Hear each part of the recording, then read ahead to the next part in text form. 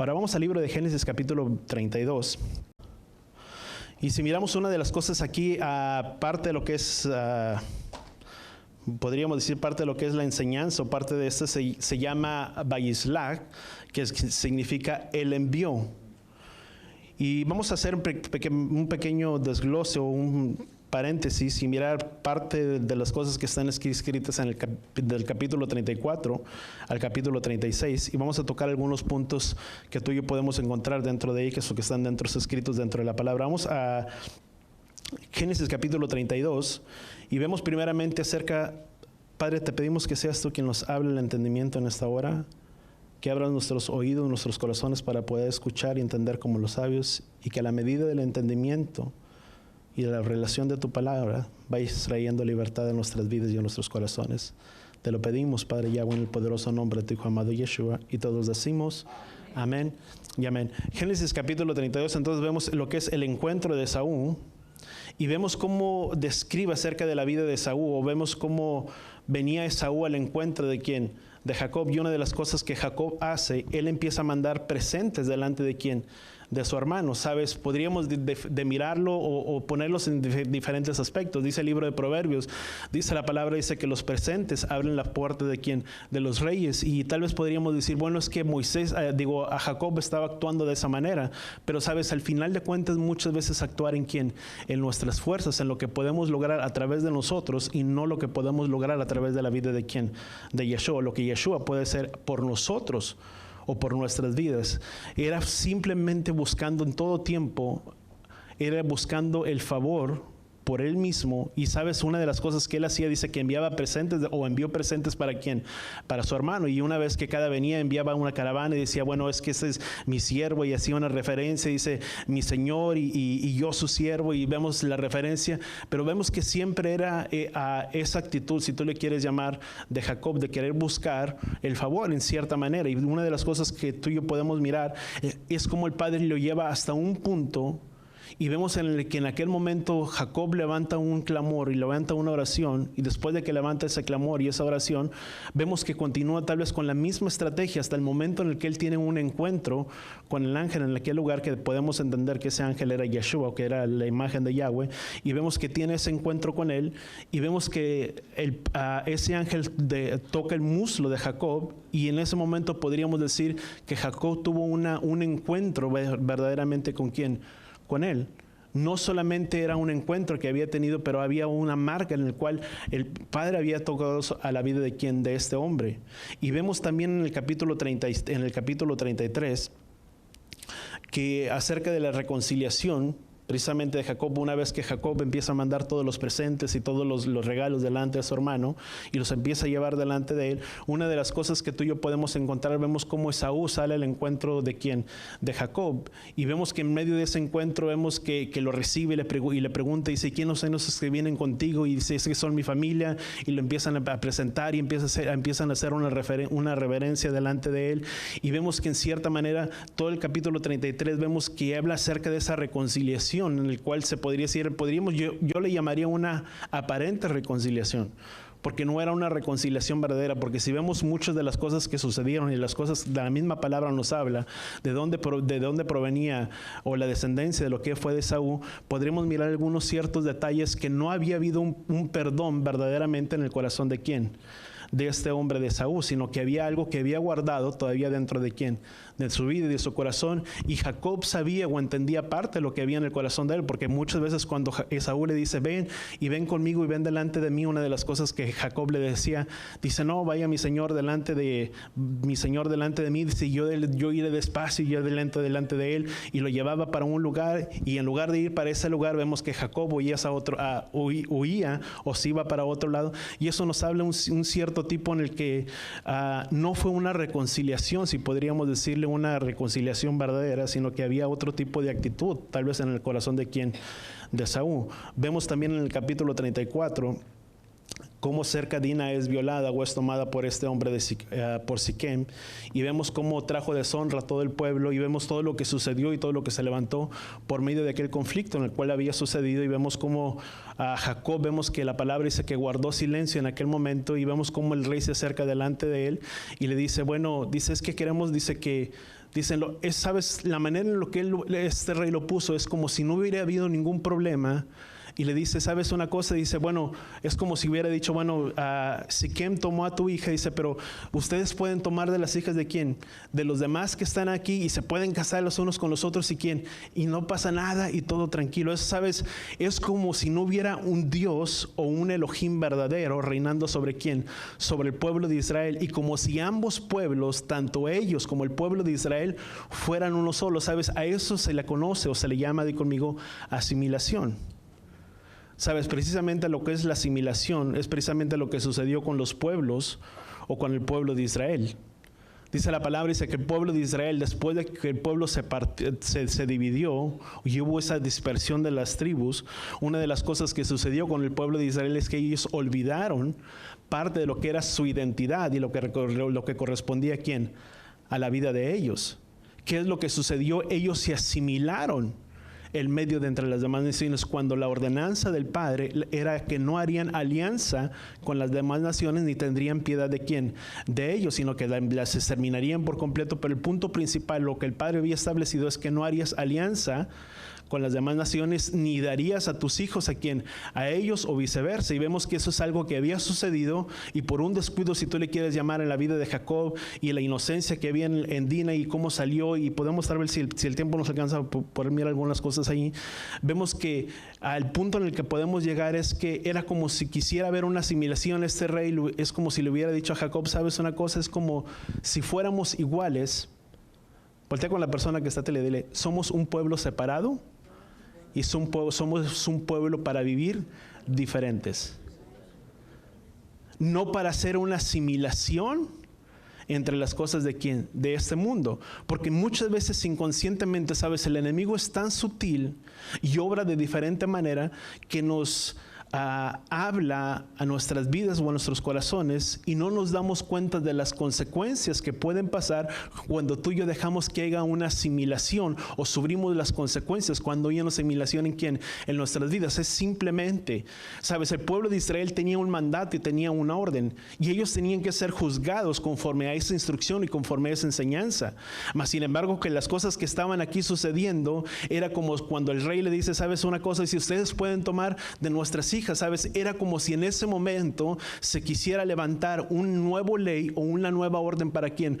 Para el pueblo de Israel, dejando a un lado al Elohim, que era el pueblo de Israel, que era el Elohim de quién, de Israel. Y en esa precisamente asimilación es como las cosas que muchas veces suceden en este mundo. Hay un dicho que dice que no hagamos cosas buenas que parezcan malas, ni malas que parezcan buenas. Muchas veces cometemos el error de que decimos, bueno, es que no creo que sea tan malo. ¿Y por qué no pensamos que es tan malo? Porque vemos que los demás lo hacen.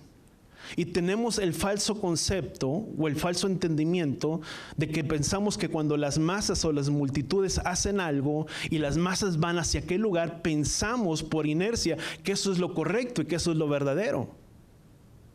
Y no es de esa manera. Lo verdadero y lo correcto es lo que está escrito y establecido, di conmigo, en esta palabra. Y es lo que esta palabra nos muestra y nos enseña. Y a veces, muchas veces nos dejamos guiar por eso y decimos, bueno, es que yo no pienso que esto sea verdad. O yo no pienso que esto sea tan malo. ¿Y por qué? Porque todos los demás lo hacen. Pero sabes, los demás, di conmigo, para los demás les está permitido, pero voltea con la persona que está, tú le dile, pero para nosotros no lo está. Para otros puede ser permitido, para nosotros no. Porque tú y yo tenemos un estatus y una manera que debe de regir nuestra manera de vivir, o un estatus, nuestro modelo. ¿Quién es? Es Yeshua. Pablo decía, yo soy ejemplo, y si sean imitadores de mí, así como yo lo soy de Yeshua. Pero el modelo a seguir, ¿quién es? Es Yeshua. Hay un ejemplo que tú y yo podemos tener, y Pablo dice, sean ejemplo de mí, dice, sean imitadores de mí, así como yo lo soy de quién, de él. Pero el modelo, el estándar, ¿quién es? Es Yeshua. Por lo tanto, nuestra manera de compararnos y de mirar y de ver las cosas no es como el mundo las ve, sino es en la manera en la que Yeshua mira las cosas y lo que está establecido en esta palabra. ¿Cuánto nos recordamos? Yo me recuerdo muchas veces en el tiempo, te estoy hablando en los Ya ni me recuerdo, que yo creo que eran como en los 2000. No soy tan grande, ¿ok? No sé si quieren hacer cuentas.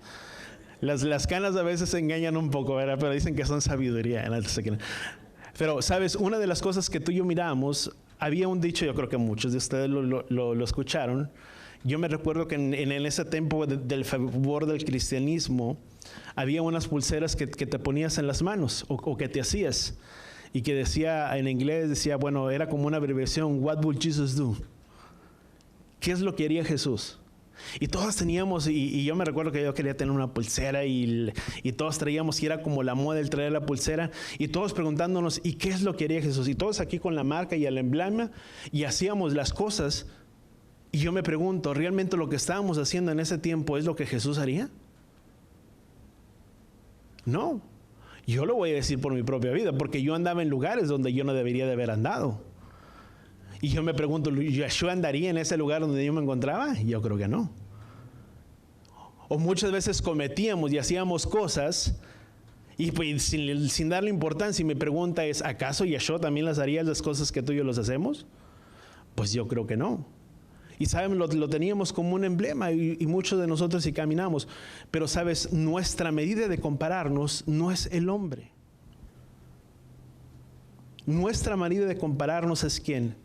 Es Yeshua. Él es nuestro modelo, Él es nuestro estándar.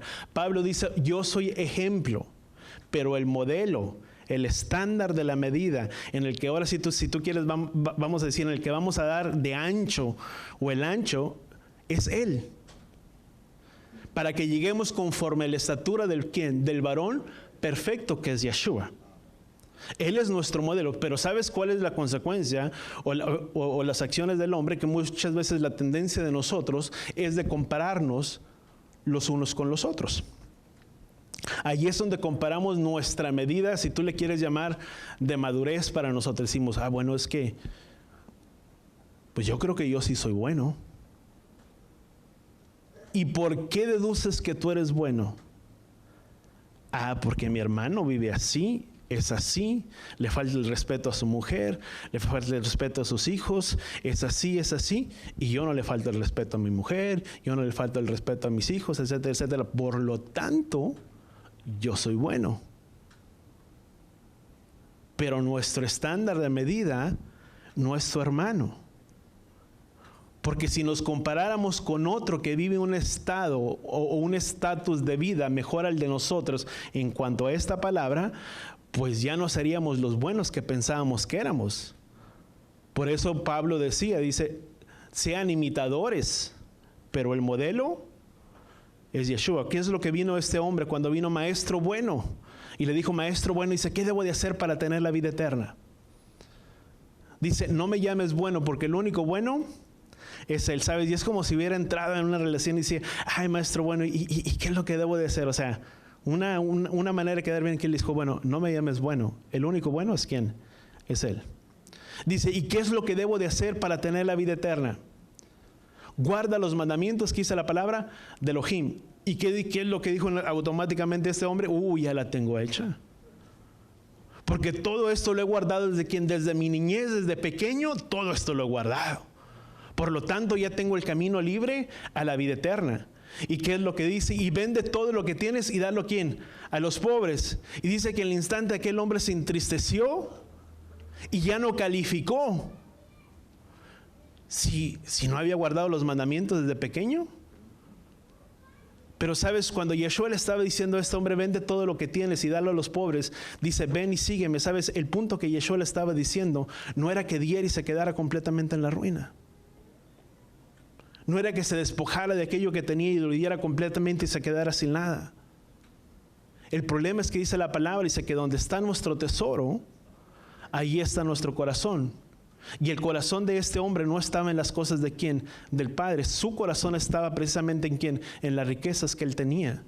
Dice, porque quien no abandona padre, madre, familia, dice, por seguirme a mí no es digno de mí o no puede ser mi discípulo.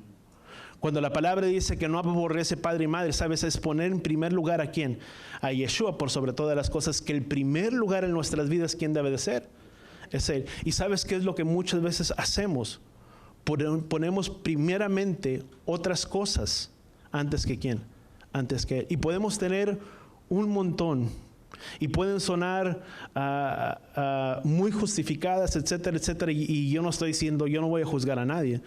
Pero muchas veces hacemos cosas cuando sabemos que el que debe ser el primer lugar en nuestras vidas, ¿quién es? Es Él. Y ponemos otras cosas en primer lugar, ¿en quién? Antes que a Él. Y sabes, ese fue el propósito por lo cual este hombre no calificó. Porque aquel que califica, si tú le quieres llamar para ser discípulo, es aquella persona que está dispuesto a renunciarlo todo por seguirle a quién, por seguirle a Él. Y cuando hablo de renunciarle todo, estoy hablando de renunciar a quién, a nuestras propias vidas. Por eso Yeshua dijo, porque aquel que no toma su cruz, dice, y me sigue, dice, no puede ser digno de mí. Dice, porque ¿qué es lo que Yeshua desea de nuestras vidas? Que nuestras vidas sean crucificadas diariamente para que tú y yo podamos servirle a quién, para que tú y yo podamos servirle a Él. Y para poderle servir a Él es necesario morir a nuestras propias vidas. Si no estamos dispuestos a morir a nosotros mismos y a dar de lo que nosotros tenemos, sabes, es muy difícil de que podamos calificar.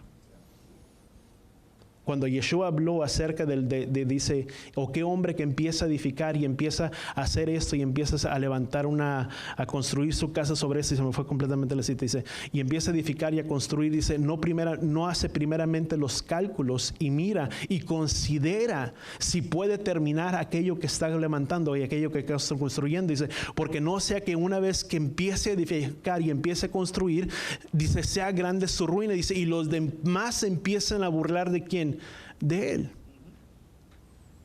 Eso es precisamente calificar para la vida de quién, de una persona, de un discípulo, porque no estoy hablando en el cristianismo de decir, bueno, somos discípulos, pero estoy hablando de poner completamente nuestras vidas a disposición de quién, al servicio de Él. Y eso es precisamente lo que tú y yo tenemos que hacer, es, si tú y yo verdaderamente queremos seguirle a Él, ¿qué es lo que tú y yo tenemos que hacer? Evaluar y mirar si verdaderamente queremos seguirle a Él o no queremos seguirle a Él. Mi pregunta es, ¿cuántos de nosotros deseamos seguirle a Él en esta hora? ¿Qué es lo que tú y yo tenemos que hacer o qué es lo que hacemos? Evaluar y mirar si estamos dispuestos a dejarlo todo. ¿Por seguirle a quién? Por seguirle a Él. Dice, y no sea que los demás se empiecen a burlar y empiecen a decir, bueno, grande es la ruina de quién, de este hombre. Porque ¿qué es lo que pasa? ¿Sabes? Yo lo miro de esta manera. Tendrás tal vez la manera, cada uno tendrá la manera de mirar las cosas o de ponerla, o en su propia perspectiva.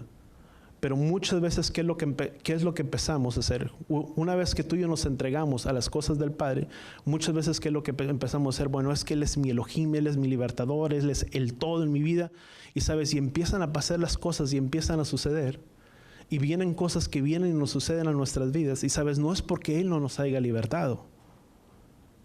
Una cosa es que sean las pruebas son momentáneas y son pasajeras en nuestras vidas, y vienen las pruebas y podemos salir y pasar aquella prueba y no, si tú le quieres saber, ser aprobados como el oro. Pero cuando viene una prueba y esa prueba persiste y reincide en nuestras vidas, eso ya no es una prueba. Eso es algo en lo cual que no hemos renunciado y no hemos dejado, y que por lo tanto nuestra vida no ha sido completamente liberada. Y no es porque el Padre no lo haya hecho, sino porque no hemos renunciado a cosas en nuestras vidas para poder tener esa libertad que el Padre desea darnos.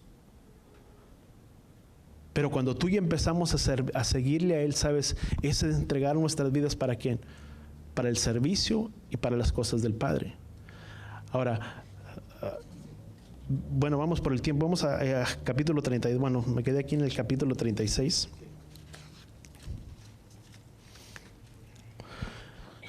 Y vemos, bueno, el capítulo 36, el capítulo 35, bueno, miramos el capítulo 34, lo que había sucedido con Dina, lo que había pasado.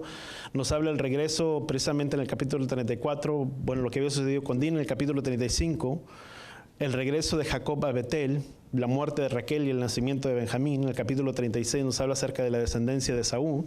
Pero vamos a ir al capítulo 32 y vamos a mirar ahí unas cosas en el capítulo 32. Génesis capítulo 32, versículo, y vamos a leer el versículo 1. Yo sé que la parte o la porción empieza en el capítulo 4, pero vamos a empezar a leer desde el capítulo 1. Dice, Jacob también, dice, continuó su camino, dice, Y los ángeles, dice, de Elohim, dice, le salieron a un encuentro. Dice, al verlos Jacob dijo, dice, este es un campamento de Elohim. Dice, y le puso el nombre lugar, dice, por nombre Mahanaim, que significa 2 campamentos. Dice, Jacob envió mensajeros delante de sí, dice, a su hermano Esaú, dice, a la tierra de Seir, dice, al campamento de Edom. Dice, y les ordenó diciendo, dice, así dirán a mi señor Esaú. Dice, así dice tu siervo, dice Jacob, que estaba residiendo con Labán, dice, y había permanecido, dice, hasta el tiempo de ahora. Pero ¿qué es lo que empieza a hacer este hombre? ¿Qué es lo que empieza a hacer Jacob? Una de las promesas que tú y yo podemos mirarlo dentro de las Escrituras, cuando había esa lucha en el vientre de ¿quién?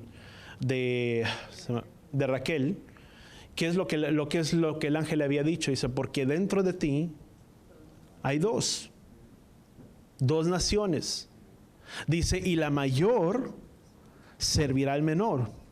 Pero sabes, una de las cosas que tú y yo podemos mirarlo es como si Jacob empezara a invertir las cosas.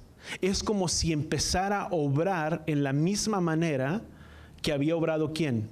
O que obraría su hermano Esaú. Recordemos que Esaú era una persona, dice la palabra, era una persona de campo. En el Nuevo Testamento, cuando la palabra utiliza la expresión del campo, habla precisamente de una persona del mundo, que era una persona del mundo. Aún el libro de Hebreos describe, dice que era un hombre en el cual no valoró la primogenitura, hablando de la vida de ¿quién? De Esaú. Por lo tanto, podríamos deducir podemos mirarlo dentro de las Escrituras, o en rasgos, podemos mirarlo que a Esaú no le importaba lo que era la primogenitura. No era una persona espiritual lo que le importara las cosas de quién, del Padre, sino que todo eran las cosas de quién, del mundo.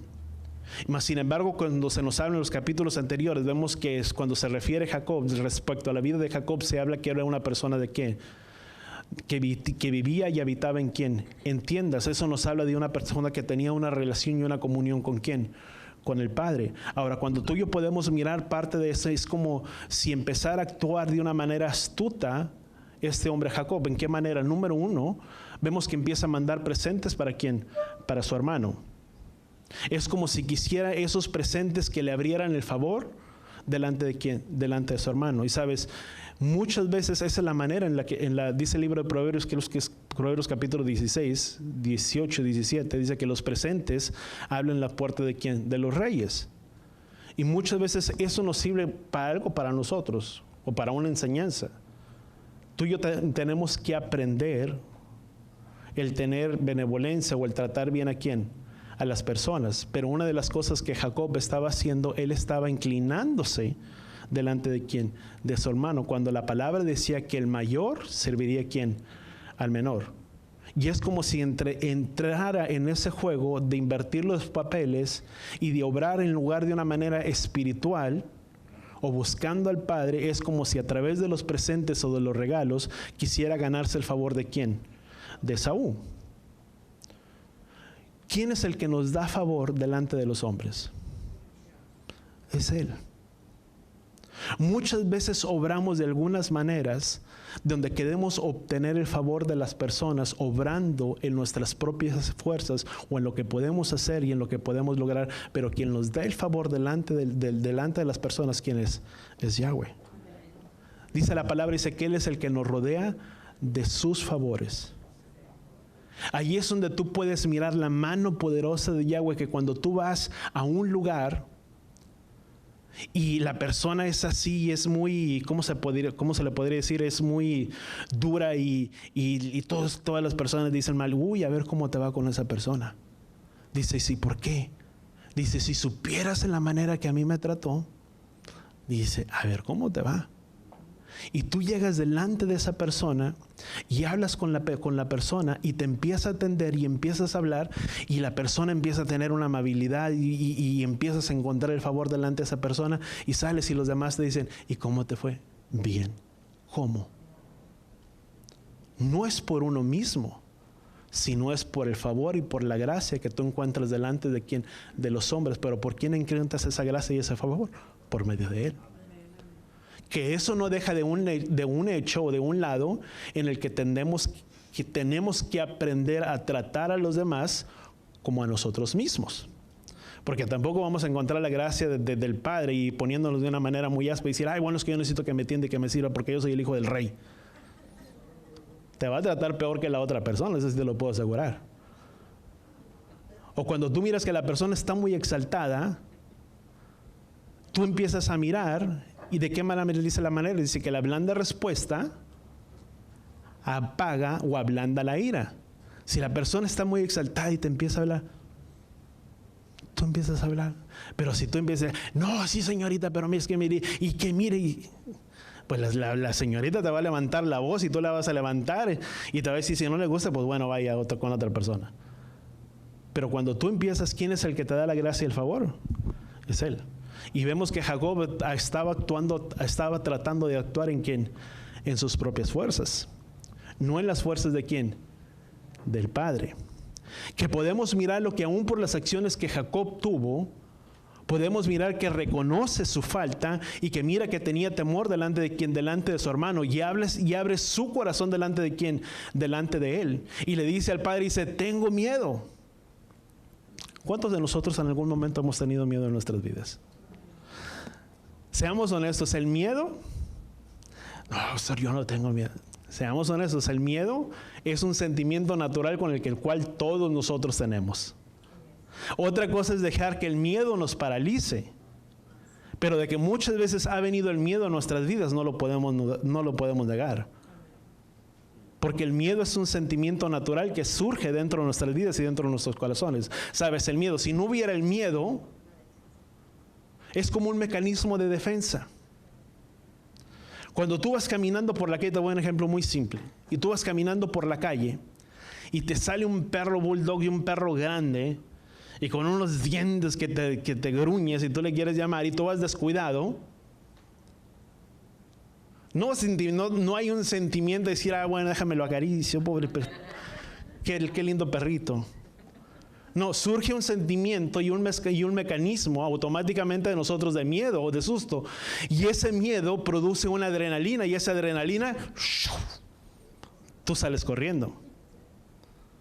O te quedas parado o corres. El miedo es igual. Es un mecanismo natural dentro de nosotros, en el cual reconocemos nuestra debilidad, pero reconocemos que Él es el que obra a través de nuestras vidas. Dice, porque su poder se perfecciona en nuestra debilidad. Cuando tú y yo no podemos, Él puede a través de nuestras vidas. Ahora, cuando tú y yo hablamos, Jacob reconoce su miedo. Y vemos que ese miedo fue un sentimiento, y vemos que empieza a hablar o derretir hablar su corazón delante. Vamos a leer un poquito más acá, dice. Jacob envió mensajeros delante de sí, dice, y los ordenó diciendo, dice, así dirán a mi hermano Esaú. Dice, así dice tu siervo, dice Jacob, dice, estaba residiendo, dice, en la casa de Labán, dice, y ahí había permanecido hasta ahora, dice, paseó bueyes, dice, asnos, ovejas, siervos, siervas, y he enviado, dice, a dar aviso, dice, a mi Señor, dice, para encontrar favor ante tus ojos. Fíjate, le empieza a decir todo lo que tiene, todo lo que poseía. Dice, y pació bueyes, ovejas, siervos, dice, y siervas, y he enviado a dar aviso, dice, a mi Señor, dice, y a encontrar el favor ante tus ojos. Dice, y al regresar los mensajeros a Jacob, le dijeron, hemos ido, dice, ante tu hermano Esaú, dice, y he aquí que él también viene, dice, a tu encuentro. Dice, tú vas a ir a buscar a tu hermano, y dice, ¿sabes una cosa? Dice, tu hermano también te viene a buscar. Dice, y sabes, tú estás enviando presentes a tu hermano, y sabes una cosa, tu hermano también viene a tu encuentro. Dice, pero tu hermano no te va a enviar presentes ni regalos, ni te va a recibir de una manera como tú lo decías, sino que tu hermano viene a matarte. ¿Y por qué podemos deducir que su hermano venía a matarlo? Si tú y yo vamos un poquito más atrás, vamos al capítulo 27. Fíjate lo que dice capítulo 27, versículo 42, dice, cuando informaron a Rebeca las intenciones de Esaú, dice, su hijo mayor, dice, mandó a llamar a Jacob, a su hijo menor, y le dijo, y aquí tu hermano Esaú, dice, ha amenazado, dice, con darte muerte. Dice, por tanto, hijo mío, dice, presta atención, dice, a mi voz, levántate y vete hacia la tierra de Harán, dice, a mi hermano Labán. Dice, permanece ahí, dice, unos cuantos días hasta que se calme la furia de tu hermano. Dice, hasta que se aparte la ira de su hermano, dice, contra ti, dice, olvide lo que le hiciste. Dice, entonces mandaré a traerte, dice, de allá, para que no sea yo privado, dice, también de ustedes. Pero sabes, otras traducciones dicen, porque tu hermano se consuela en matarte. Porque él decía, Esaú dice, ¿sabes una cosa? El único motivación que había en el corazón de Esaú, ¿cuál es esa motivación tan grande? ¿Sabes? El odio es traicionero. Y el odio, ¿sabes? Es como un alimento que alimenta el alma ¿de quién? De una persona constante y constantemente. Dice, porque su hermano se consuela en ¿quién? En matarte. Y le dice, ves y a la casa de mi hermano Labán, dice, y permanece ahí unos días hasta que se calme la ira de ¿quién? De tu hermano. Fueron 20 años. Tú te puedes imaginar una persona que le hicieron algo o que le cometieron algo y que su única alimentación sea el tener venganza en contra de la vida de otro. Dice la palabra, dice que cuidemos que ninguna raíz de amargura pueda dañarnos, contaminarnos a nosotros y pueda dañar a los que están a nuestro alrededor. Y sabes, eso es precisamente lo que había en el corazón de Saúl. Es algo que si tú miras, no solamente vino y dañó lo que fue su descendencia, lo que fueron sus generaciones, el pueblo de los edomitas. Porque si tú y yo vemos los edomitas, una de las cosas que Yahweh le había dicho al padre, en el Deuteronomio capítulo 27, creo que es versículo 3 o 23:7, recuerden que cambia ya las citas, pero está en uno de esos, o es 23:7 o es 7:23. Es más, si lo buscan, ahí mejor me dicen cuál es el correcto. Pero sabes, cuando vino, dice, no tratarás mal a tu hermano, dice al edomita, porque es tu hermano.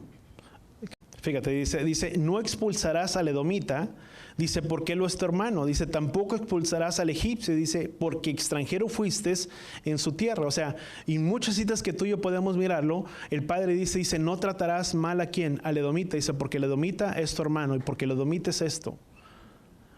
Pero sabes, eso era para quién, para el pueblo de Yahweh. Para que era hermano, sabes, tú y yo somos llamados. ¿Esto para quién estaba haciendo? Esto era para quién, para Jacob. Jacob no podía guardar rencor en contra de quién, de la vida de su hermano, porque la misma palabra dice, y no guardar así. Si Jacob hubiera guardado ese rencor en su vida y en su corazón porque su hermano quería imitarlo, estoy muy seguro que eso hubiera transmitido a quién, a sus generaciones. Mas sin embargo vemos que por 3 males en el libro de Amós, vamos a Amós capítulo 12, eran 3 cosas de las cuales había cometido quien, Amós, y que vendría el castigo sobre la vida o sobre la descendencia de quien, de los edomitas, sobre el pueblo, por las consecuencias que habían hecho. Amós 1:11, a ver, déjame ver si es aquí. Amós 1:11. Dice, Yahweh, dice, por 3 tradiciones Edom, que proviene lo que Edom es donde proviene el pueblo de Saúl, o los edomitas provienen de la descendencia de Saúl, y parte de ello todavía lo podemos encontrar en el capítulo 36, cuando nos habla acerca de la descendencia de Saúl. Dice, y por 4 no revocaré su castigo, dice, porque espada persiguió, dice, a su hermano, dice, y suprimió su compasión, dice, su ira continuó despedazando, y si se mantuvo su furor para siempre, dice, enviaré pues fuego, dice, sobre Temán, dice, y consumirá los palacios de Borzo, ¿sabes? Era desde un lugar hasta el otro lugar, o sea, era por completo la destrucción de este lugar. Pero ¿qué es lo que había pasado con el pueblo de los edomitas? O si tú le quieres llamar, ¿qué es lo que había sucedido con la vida de Saúl? Podemos mirar lo que cuando viene y trae los presentes, vemos que Jacob nunca creyó de una manera verdaderamente en lo que este hombre le estaba hablando, sino que se fue por un lado, él se iba por otro lado. Y esto es algo muy parecido. Si tú y yo miramos en la dispersión de las 12 tribus, en Primera de Reyes, creo que es capítulo 12, una de las cosas que suceden, creo que si podemos ser ahí, 1 Reyes capítulo 12, dice, a los 3 días se presentó, versículo 12, dice, a los 3 días se presentó Jeroboam, dice, todo Israel, dice, ante Roboam, dice, tal como el rey había dicho, dice, preséntense ante mí el tercer día, dice, y respondió el pueblo, dice, con su dereza haciendo caso omiso, dice, consejo que lo que habían hablado los ancianos, y les respondió, dice, conforme al consejo de los jóvenes, dice, mi padre les impuso, dice, un yugo, dice, y yo añadiré su yugo, dice, de mi padre, dice, yo los castigaré, dice, con vara, dice, pero yo los castigaré con flagelos, dice, el rey pues no hizo caso, dice, porque esto había hostigado, dice, porque esto era instigado, dice, de parte de Yahweh, dice, a fin de que Yahweh, dice, cumpliera las palabras que había hablado, dice, en medio de su siervo profeta, perdón, Elegías, dice, alejarse, dice, con todo, dice, al darse cuenta, versículo 16, dice, al darse cuenta todo Israel, que el rey no les había hecho caso, dice, el pueblo respondió al rey, dice, diciendo, dice, no tenemos parte con David, dice, ni la herencia como lo hizo con Isaí, dice, y en las tiendas, dice, Israel, a tus tiendas o a sus dioses, algo otras traducciones, dice, mira ahora, dice, por tu propia casa, David, dice, entonces los hijos de Israel, dice, se retiraron cada uno a su ciudad o a sus dioses, dice, vamos a brincar un poquito, dice, y el rey Roboam, dice, envió por todo Israel, dice, el que estaba a cargo de los tributos, dice, pero la casa de Israel, dice, lo apedreó y murió. Entonces el rey Roboam, dice, se propuso no subir, dice, en su carro, dice, para huir de Jerusalén, dice, y los de la casa de Israel, dice, se rebelaron, dice, contra la casa de Israel, dice, contra la casa de David, ¿qué dice la palabra? Hasta este día. Y sabes, eso, si tú llegamos hasta el libro de los evangelios, cuando Yeshua está hablando con la mujer samaritana, ¿qué es lo que la mujer samaritana le dice? Dice, ¿acaso no sabes que judíos y samaritanos no se llevan entre sí? ¿Por qué esta mujer samaritana le dice, acaso no sabes que judíos y samaritanos no se llevan? ¿Sabes? Porque es algo que había surgido en el corazón de ¿quién? De Jeroboam. De que en aquel momento, cuando no permitieron regresar y que no se les permitió regresar, dijo, cada uno vayámonos a sus dioses o a sus tiendas, dice, y hasta el día de hoy ha habido ese rencor en el corazón de ¿quién? De ellos. Y dice la palabra, cuando llega hasta aquel lugar, dice, ¿acaso no sabes que judíos y samaritanos no se llevan? ¿Sabes? Es un odio que por mucho tiempo ha estado y ha prevalecido. Si tú puedes mirarlo, ¿qué es lo que sucede cuando hablamos de ese pueblo que se separó y se dispersó entre las naciones? Eso nos habla del pueblo, la casa de Israel, perdido entre las naciones, en medio de un exilio. Conociendo la gracia y la misericordia del Padre, hablando acerca del pueblo judío, pero ¿qué es lo que muchas veces se ha hablado de parte del pueblo de Israel? Es que nosotros no tenemos nada que ver con ¿quién? Con Judá. Y tú lo puedes mirar dentro de la misma iglesia o muchas veces dentro de la misma asamblea. ¿Quién viene y representa a esa mujer que se presentó delante de Yeshua? Viene a ser parte de todos los que estaban perdidos, a los cuales Yeshua dijo, yo he venido a buscar lo que se había perdido, la casa perdida de ¿quién? De Israel. Pero siempre ha habido un recelo, un resentimiento hacia ¿quién? Hacia Judá. Cuando se nos hablan acerca, ¿por qué mucha gente rechaza lo que es parte de esto? Y no quiero decir la palabra, pero cuando hablamos acerca de lo que tiene que ver con Israel, parte de lo que tiene que ver con Judá, no estoy diciendo que seamos judíos, si quiero aclarar, pero parte de lo que es parte de nuestra historia y parte de lo que es nuestra esencia de esta palabra. Hicimos, no es que nosotros la Torá no es para nosotros, porque eso es de quién, eso es de los judíos, porque nosotros somos que cristianos evangélicos, ¿cierto? Y esto no nos corresponde, sabes, inconscientemente. Es lo que tú y yo encontramos dentro de la palabra, el mismo resentimiento en el que nada se tenía que ver con quién, con el pueblo de Judá. Pero sabes, tiene que llegar un momento en el que tú y yo tengamos que voltear nuestros ojos y nuestros corazones hacia quién, hacia el Padre, porque Él es el mismo Elohim de ellos y es el mismo Elohim de quién, de nosotros. Y eso es precisamente el odio que alimentó a este hombre, si tú le quieres llamar a Esaú, que tal vez no lo miras y que aunque entre le abrazó y lo palmeó, es como muchas veces personas que te dicen, ay hermano, yo te amo. ¿Quién ha conocido a personas así? Yo creo que nadie, ¿verdad? Y te dicen, no, sí, lo amo, pero por detrás. Y yo estoy con usted y hermano, y lo que usted quiera. Y tú puedes decir un montón de cosas. Yo sé que cada uno, pero sabes, es lo mismo que aunque le había mostrado ese afecto hacia Jacob, las intenciones verdaderamente en el corazón de Esaú eran completamente opuestas. Porque vemos que es algo que se propagó, y que aun cuando la palabra dice que tendría misericordia de ellos, de los edomitas, cuando Israel trató de pasar por el pueblo de ellos, ¿qué es lo que dijeron ellos? Por aquí no vas a pasar. Porque había un resentimiento, un odio, rencor ¿hacia quién? Hacia Israel. ¿Producto de qué? De lo que había en el corazón de quién? De Saúl. Muchas veces, amado, tú y yo tenemos que tener cuidado con las palabras que salen de nuestras bocas y de nuestro corazón. Porque dice la palabra que de la abundancia de nuestro corazón hablará la boca. Muchas veces hay cosas que nos pudieron haber pasado y que nos pudieron haber sucedido a nosotros. Y que sin darnos cuenta muchas veces las hablamos y las decimos. Y puede haber gente alrededor de ella y decir, es que esa persona me hizo y me hirió, me ofendió. Y podemos hablar, ¿sabes? Pero quien son receptores de todo lo que hablamos y de todo lo que decimos, ¿quiénes son? Son nuestros hijos. Y quien vienen y cargan con lo que hay en el sentimiento y el resentimiento en nuestras vidas, de nuestros corazones, ¿quién viene a ser? Viene a ser ellos. Porque es lo que escuchó, y es lo que escuchó hablar de papá y de mamá, lo que había donde en el corazón. Y tú has mirado muchas veces, he conocido familias que se han destruido completamente por la lucha y el conflicto que había entre quién, entre familias, cuando esa lucha y ese conflicto no les pertenecía a quién, a ellos, pero producto por el resentimiento que había en el corazón de ellos, fue algo que transmitieron a quién, a sus descendencias. Por eso dice la palabra, dice que cuidemos que ninguna raíz de amargura brote en quién, entre nosotros, con la cual, sabes, cuando hay una amargura dentro de nuestros corazones, muchas veces la gente dice, es que soy yo, déjame ser, porque yo soy el que me estoy haciendo daño. Sabes, no te estás haciendo daño tú, le estás haciendo daño a aquellos que están alrededor de ti, aquellos que son tu familia y aquellos que están alrededor tuyo. Por eso cuando hay una persona amargada, cuando hay ese resentimiento, ¿sabes? No solamente es la persona que resulta afectada, sino es toda la familia que resulta afectada. ¿Por quién?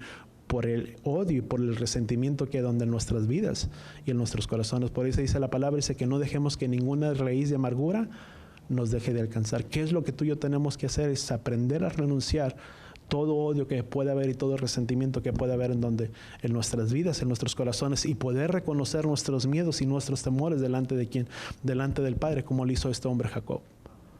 Porque Jacob reconoció, sabes, el libro del salmista decía, dice, cada vez que yo temo, dice, yo en ti confío.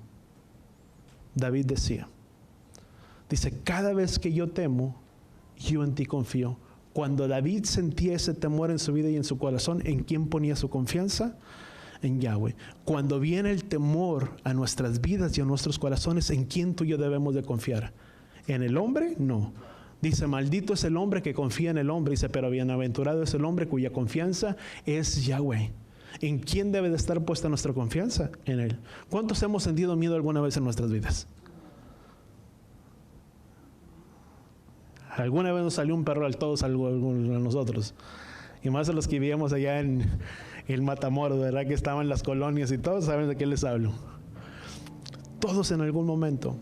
Pero ¿qué es lo que debemos de hacer cuando viene ese miedo a nuestras vidas? Que David decía, cuando yo temo, en ti yo confío. ¿En quién debe de estar puesta nuestra confianza? En Yahweh, que hizo los cielos y la tierra. ¿Hay conflictos, amados? Sí. Y pueden venir conflictos, ¿sabes? El problema con Esaú, el trato, y voy a tratar de resumir parte de lo que yo traía en mis notas, pero el problema con la vida de Jacob primeramente huyó por una causa. ¿Cuál fue esa causa? Porque su hermano quería ¿qué? Matarlo. Y Yahweh le dice, ciertamente, dice, yo iré contigo. Y vemos que en aquel lugar, cuando estuvo la cabecera, hizo un voto delante de Yahweh y ungió la roca y le dijo, de todo lo que tú me dieres, yo apartaré el diezmo para ti. Y vemos que hace un pacto con Yahweh y le dice, si tú me permites regresar, si tú me permites ir y regresar a la casa de mi padre. ¿Y qué es lo que Yahweh le dice? Dice, ciertamente yo te llevaré y te haré volver a la casa de tu padre. Dice, porque yo estaré contigo. ¿Quién lo iba a regresar con bien a la casa de su padre? Yahweh. No era Jacob regresando en sus propias fuerzas. No le dijo Jacob, cuando tú ya estés allá y tú regreses y cuando piensas que estás fuerte, tú vas a regresar. Vemos que cuando tuvo el conflicto con Labán, llegó con Labán y riñeron y tuvieron ese conflicto. ¿Y qué es lo que hicieron en aquel momento? Dice que mataron un cabrito, etcétera, etcétera. Hicieron un pacto, y el pacto que hicieron, dice, le llamaron de tal lugar. Uno le llamó de una manera, otro le llamó de otra. Dice, pero el pacto que estaban haciendo al final de todo el cuento, si tú le quieres llamar, dice, ni yo pasaré para allá, ni tú vendrás para acá. O sea, cada uno por quién, por su lado. En ese momento quebró los puentes, o quemó los puentes, y era el momento en el que Jacob tenía que enfrentar ¿qué? Sus miedos. Tarde o temprano, tú y yo vamos a tener que enfrentar nuestros miedos. En algún momento de nuestras vidas, ¿sabes? A veces pensamos que lo mejor es huir. Pero, ¿sabes? El huir no solucionará los problemas y las consecuencias. Simplemente es como si estuviéramos aplazando el tiempo y el tiempo y el tiempo, pero tarde o temprano Yahweh nos regresará a tengamos que arreglar nuestras vidas, o ya sea con alguien. Muchas veces pensamos, hay gente que huye y dice, ay, es que este lugar me trae malos recuerdos, y huye y se va. ¿Sabes? No es el lugar que te trae los malos recuerdos. Somos nosotros que no queremos arreglar nuestras vidas o las consecuencias de lo que hicimos, y atender que arreglar las consecuencias los unos con los otros. Gente se puede ir de un lugar, de un país, de una ciudad, ¿sabes? Pero no importa dónde vayas, tus miedos al final de todo nos perseguirán, nos alcanzarán. Hasta el momento en el que tú y yo tengamos que regresar y retornar. ¿Por qué huimos? Porque pensamos que ya no hay otra salida. Y sabes, el huir no es la solución a los problemas. Porque solamente el huir es pagar las consecuencias de nuestros hechos y de nuestras acciones. Hay algo que no me recuerdo, pero hay una historia en la que, Segunda de Reyes 25, creo que es aquí. ¿Estamos ahí? Segunda de Reyes capítulo 25. Y vamos a leer versículo 1. Dice, y aconteció que en el 9º año, dice, de su reinado, dice, en el 10º mes, el día del mes, vino Nabucodonosor, rey de Babilonia, dice, y todo su ejército contra Jerusalén. Acampó contra ella, dice, y construyó un muro, dice, de asedio, alrededor de ella, dice, y la ciudad estuvo sitiada hasta el 11º año, del rey Sedequías. O sea, ya había pasado un tiempo, dice, a los 9 días del mes cuarto, dice, el hambre era tan grande en la ciudad que no había alimento para el pueblo de la tierra. ¿Por qué huimos principalmente? Porque pensamos que a veces no hay una salida o no hay una escapatoria. Fíjate lo que dice, al ser abierta una brecha en la ciudad, dice, todos los hombres de guerra huyeron de noche por el camino de la puerta entre las murallas junto al jardín, dice, del rey, estando los caldeos alrededor de la ciudad, dice, y fueron por el camino de Araba, dice, pero el ejército de los caldeos persiguió al rey y lo alcanzó, dice, en los llanos de Jericó, dice, y todo su ejército, dice, se dispersó de su lado, dice, entonces capturaron al rey y lo trajeron al rey de Babilonia, dice, en Ribla, dice, y lo sentenció, dice, y degollaron a los hijos de Sedequías en su presencia, y a Sedequías le sacó los ojos, muy, muy duro, dice, y ató con cadenas, dice, bronce, y lo llevó, aquí dice la palabra, a Babilonia. Pero ¿por qué muchas veces la persona huye? Porque pensamos que no hay una escapatoria y una salida. En el momento que vemos un escape, ¿qué es lo que hacemos? Tratamos de huir. Pero al final de cuentas, terminaremos pagando las consecuencias de ello. ¿Cuál fue la consecuencia de lo que sucedió con ellos? Les dieron muerte o los mataron. Y muchas veces actuamos de esa manera y huimos de los problemas y de las situaciones. Pero si no tenemos cuidado, terminaremos pagando las consecuencias ¿de quién? De nuestros errores. Porque lo que Yahweh desea es que nosotros arreglemos nuestras vidas, no solamente con Él, con los demás, pero que arreglemos nuestras vidas ¿con quién? Con el Padre. ¿Sabes? No importa, amados, hacia dónde tú y yo nos dirijamos, hacia dónde tú y yo vayamos. Pero, ¿sabes? Me recuerda la historia tanto de Jonás, cuando el Padre lo llevó a un lugar y Jonás pensó que podía huir de la presencia del Padre. Dice, y pensó que huiría de la presencia de Él. Cuando la palabra dice, ¿a dónde huiré de tu espíritu y a dónde huiré de la presencia? Dice, si desciendo hasta las profundidades, ahí aún me sería tu mano. Si subo, si dice, no importa hacia dónde yo vaya, hacia dónde me dirija, sabes, Yahweh nunca te va a dejar y nunca te va a desamparar. Porque lo que Yahweh desea es que nosotros arreglemos nuestras vidas y nuestra condición, no solamente con nuestro prójimo, pero que también de la vida de Él. Por eso el libro de Isaías dice, ven y arreglémonos y pongámonos, que en Isaías capítulo 1, versículo 8, ven y arreglémonos y pongámonos a quien a cuenta. ¿Qué es lo que Yahweh desea? Que arreglemos nuestras vidas y nuestra condición delante de quién, delante de Él. Si miras, Jacob reconoció y tuvo miedo sobre su vida y su corazón, y abrió su corazón. Y vemos que siguió, si tú le quieres llamar, con el mismo trama, con la misma cosa, hasta el momento en el que tuvo un encuentro con ¿quién? Con el ángel. O pudo haber huido. La palabra no lo describe. Dice que luchó con el ángel. ¿Y ese ángel quién era? Era Yahweh. Y se le apareció delante de él. Dice, y en aquel momento, dice, lo tocó el muslo y dislocó el muslo de aquí de su lugar. ¿Sabes? Era una marca. Aunque Jacob hubiera querido huir, no había manera. La palabra no lo describe, son simplemente conclusiones que a veces pongo, pero que también servía como una marca y como un referente que en aquel momento Jacob había tenido un encuentro con ¿quién? Con Él. Ese es el momento que tú y yo aprendemos a tener un encuentro con Él. Es cuando las cosas y las circunstancias en nuestras vidas comenzarán a cambiar. Vemos lo que sucedió, estuvo con su hermano, etcétera, etcétera. Pero ¿qué es lo que nos enseña para nosotros? Es que tenemos que aprender a arreglar nuestras vidas delante de Él. No dejar que ninguna de raíz de amargura pueda haber en nuestras vidas, en nuestros corazones. Y otra, y aprender y reconocer que el huir de las circunstancias y de las pruebas no va a solucionar nada, al contrario, va a empeorar las cosas. Porque ¿qué es lo que Yahweh desea? Que abramos nuestros corazones delante de Él y reconozcamos muchas veces nuestros miedos. ¿Sabes? ¿Quién puede reconocer sus miedos delante de Él? Muchas veces, amado, pensamos que somos tan autosuficientes y que somos a veces, o que las personas, o hay personas que son de un carácter tan fuerte que dicen, bueno, si yo he podido, yo puedo. Pero ¿sabes? Eso es confiar en nuestras fuerzas. Y Yahweh dice, no es con fuerzas ni por tus fuerzas, sino es por mi ruaj, dice el Adón. Es a través de Él que tú y yo podemos hacer las cosas, no es a través de nosotros mismos. A veces pensamos que somos tan autosuficientes, pero Yahweh desea que seamos dependientes de Él. Voltea con la persona que está a tu lado. Tenemos que aprender a ser más dependientes de Él y no dependientes de nosotros.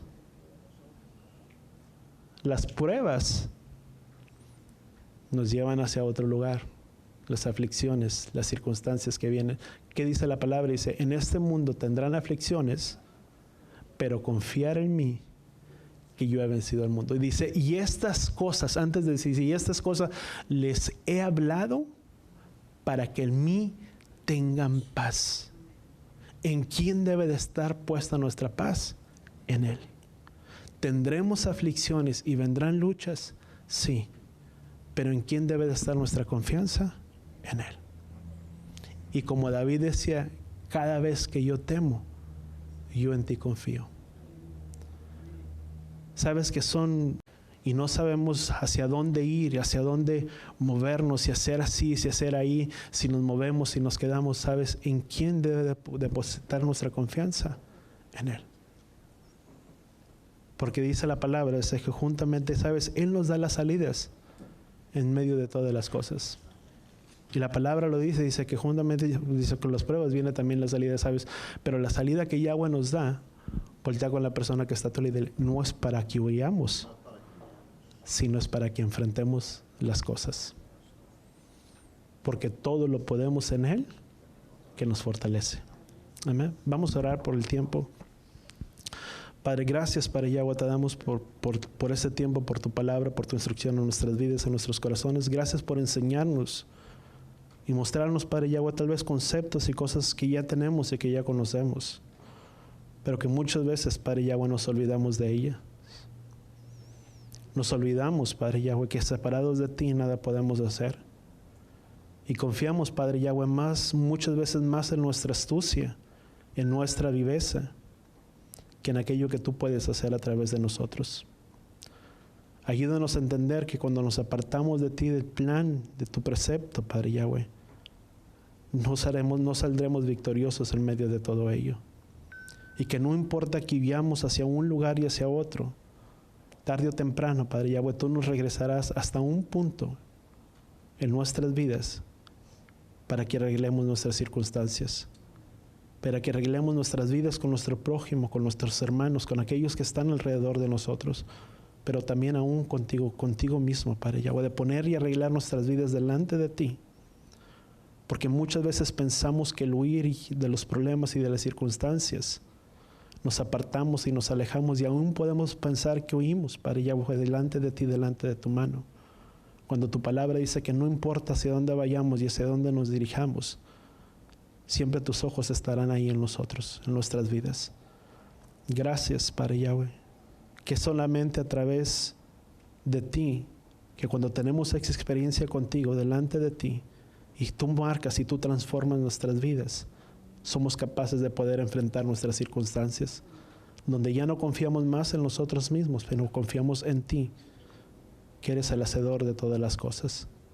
Gracias, Padre Yahweh, que eres tú quien nos hace estar confiados y seguros, porque dice tu palabra que en ti tendríamos paz en medio de todas las cosas y que confiáramos en ti porque tú has vencido el mundo.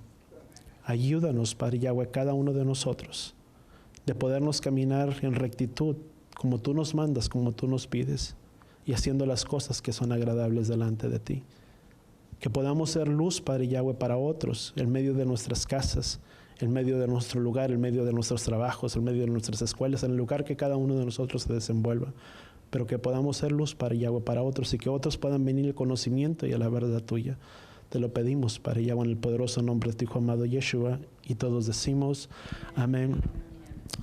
Y así con nuestras manos levantadas. Sabes, el extender y el levantar nuestras manos, sabes, nos habla de una rendición delante de Él. Y el levantar y postrar nuestras manos, sabes, es de reconocer que de Él buena toda dádiva y que de Él proviene la bendición sobre nuestras vidas. Yevarejeja Yahweh beish bereja, Yaer Yahweh panabeleja bijuneja, Isal Yahweh panabeleja beyasem leja shalom, Beshen Yeshua HaMashiach. Que Yahweh te bendiga y que Yahweh te proteja. Que Yahweh haga resplandecer su rostro a ti, e incline su rostro a ti, ponga en ti shalom, en el nombre de Yeshua. Padre Yahweh, bendice a tu pueblo reunido en este lugar. Aún aquellos que no están presentes, Padre Yahweh, que por alguna situación de salud no pudieron estar, bendíceles y guárdales en el hueco de tu mano. Restaura, Padre Yahweh, la salud de ellos y fortalece, renueva sus fuerzas, Padre Yahweh, como las del búfalo. Bendice a tu pueblo reunido en este lugar. Que en el nombre de Yeshua sean tus ángeles acampando alrededor de nuestras vidas, porque tu palabra dice que el ángel de Yahweh acampa alrededor de aquellos que le temen y les defiende. Gracias, Padre Yahweh, por tu protección y por ser escudo alrededor de nosotros en todo tiempo. En el nombre de Yeshua, y todos decimos amén.